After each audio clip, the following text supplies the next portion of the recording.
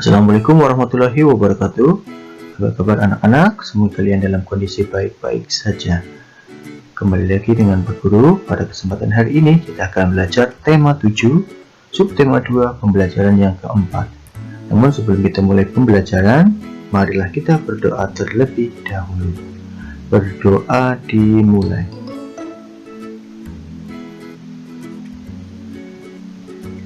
Berdoa selesai. Oke anak-anak, kita akan lanjut pada pembelajaran. Namun Pak Guru harapkan anak-anak selalu simak video pembelajaran ini hingga selesai agar kalian menjadi lebih paham. Oke, kita mulai.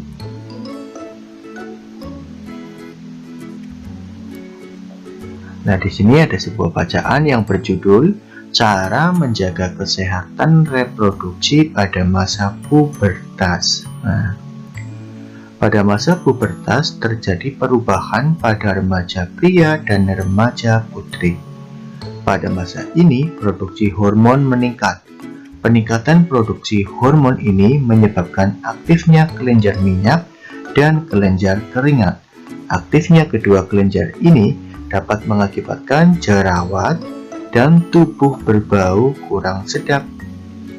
Kebersihan dan kesehatan tubuh harus selalu dijaga, termasuk kebersihan dan kesehatan alat reproduksi. Berikut cara-cara menjaga kebersihan dan kesehatan alat reproduksi. Yang pertama, biasakan mengenakan pakaian dalam dari katun. Katun bersifat menyerap keringat sehingga kita terhindar dari kelembaban. Kelembaban pada lipatan kulit dapat menyebabkan tumbuhnya jamur kulit.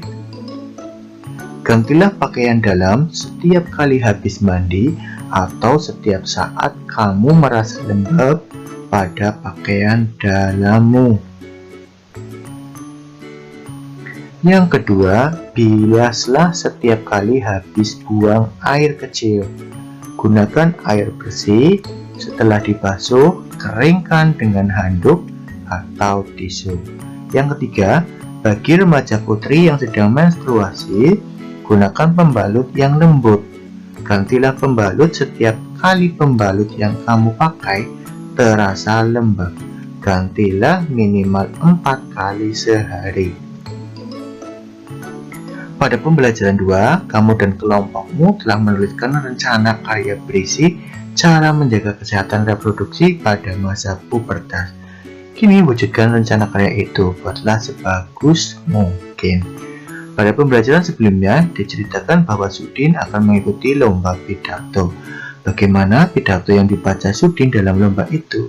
Nah, marilah kita melihat dan membacakan pidato yang disampaikan oleh Sudin pada saat lomba.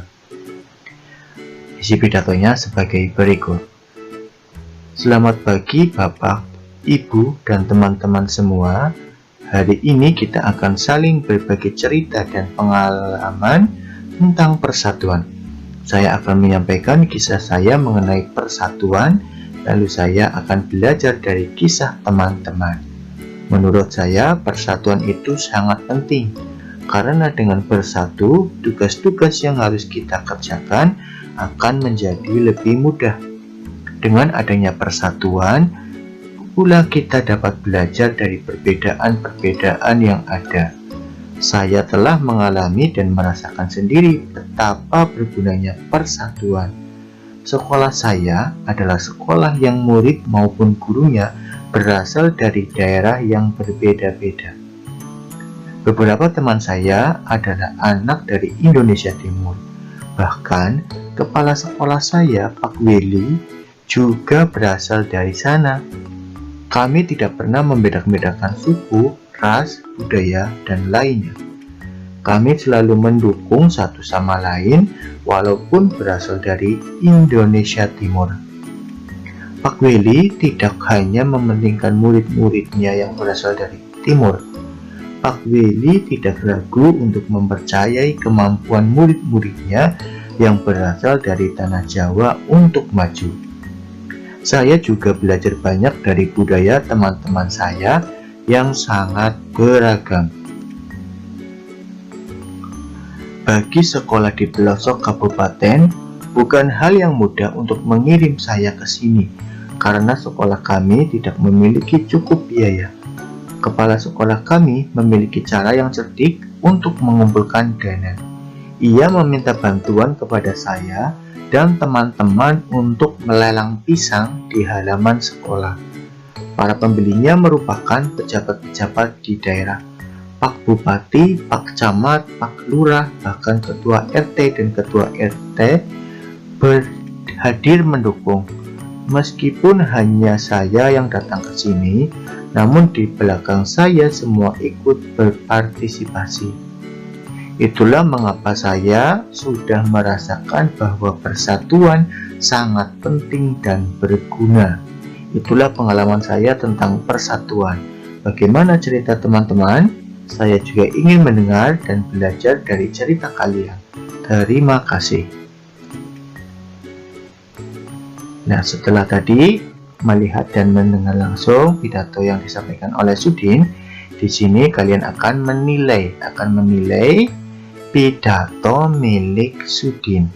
Ya, di sini ada perintahnya, tulislah pendapatmu mengenai isi pidato Sudin. Kamu dapat menilai pidatonya dengan memberi tanda checklist pada kolom berikut yang sesuai. Jadi di sini ada 8 kriteria. Kemudian anak-anak bandingkan dengan pidato yang disampaikan oleh Sudin, kira-kira ada atau tidak ada ya. Ingat di sini ada 8 kriteria. Yang pertama contoh ya. Teks pidato memiliki bagian pembuka. Kira-kira pada pidatonya si Sudin itu ada bagian pembukanya atau tidak? Ada. Oh, berarti dicentang. Ada ya. Teks pidato memiliki bagian inti. Ya, tadi pidatonya Sudin ada bagian intinya atau tidak? Ada, Pak. Oh, berarti dicentang. Yang ketiga, bagian inti teks pidato menjelaskan tentang topik yang dibahas dengan lengkap.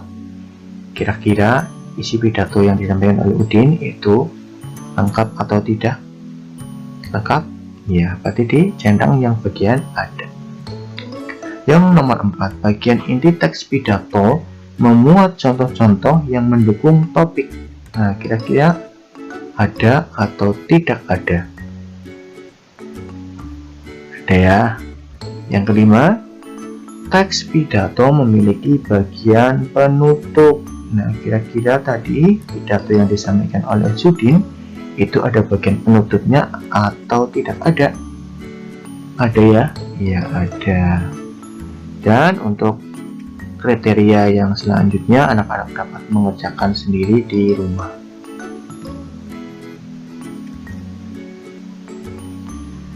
Nah, inilah kesimpulan dari pidato yang disampaikan oleh Sudin ya.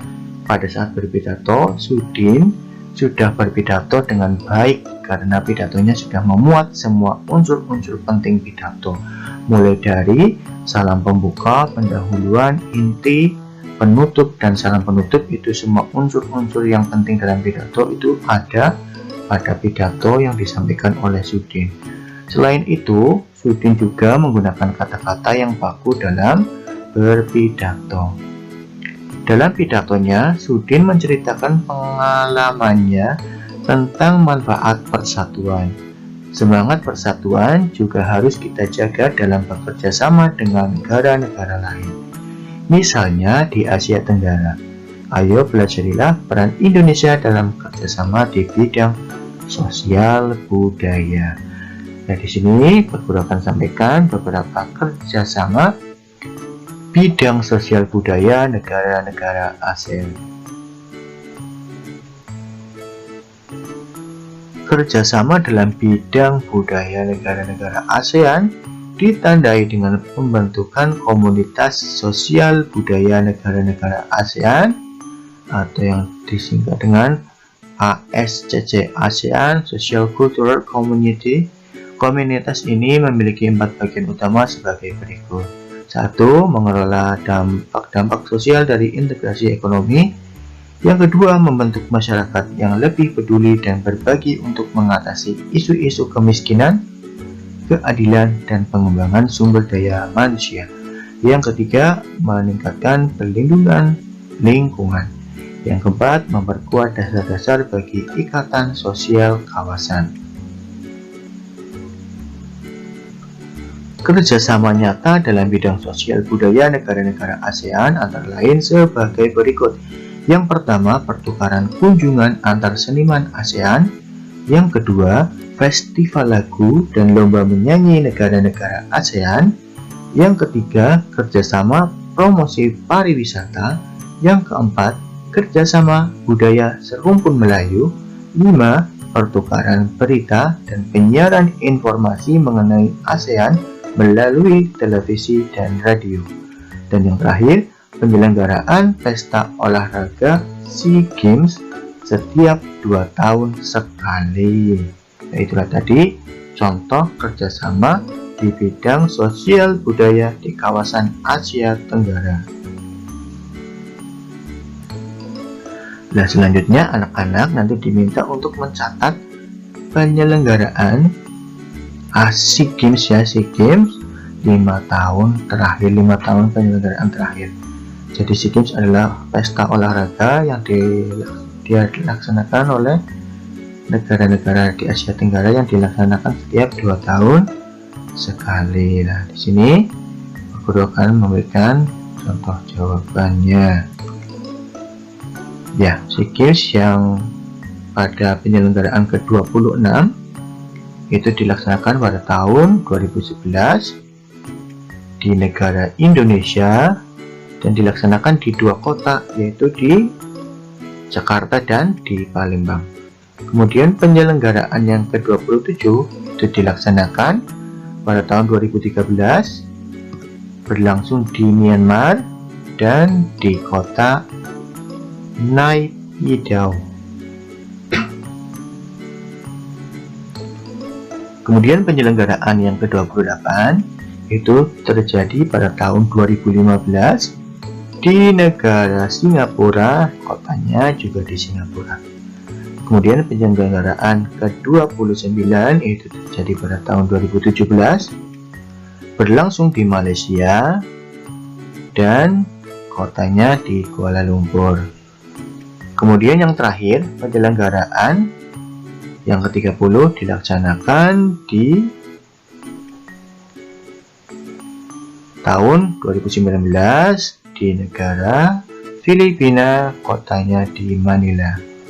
Itulah tadi SEA Games ya, 5 penyelenggaraan terakhir dari penyelenggaraan tahun ke-26 sampai ke-30 ya. Berarti nanti ada lagi SEA Games pada tahun 2021 ya. Ya, itulah tadi pembelajaran tema 7, tema 2, pembelajaran yang keempat. Semoga apa yang telah disampaikan oleh Pak Guru dapat bermanfaat bagi anak-anak semua. Tetap semangat, tetap jaga kesehatan. Pak Guru akhiri. Wassalamualaikum warahmatullahi wabarakatuh.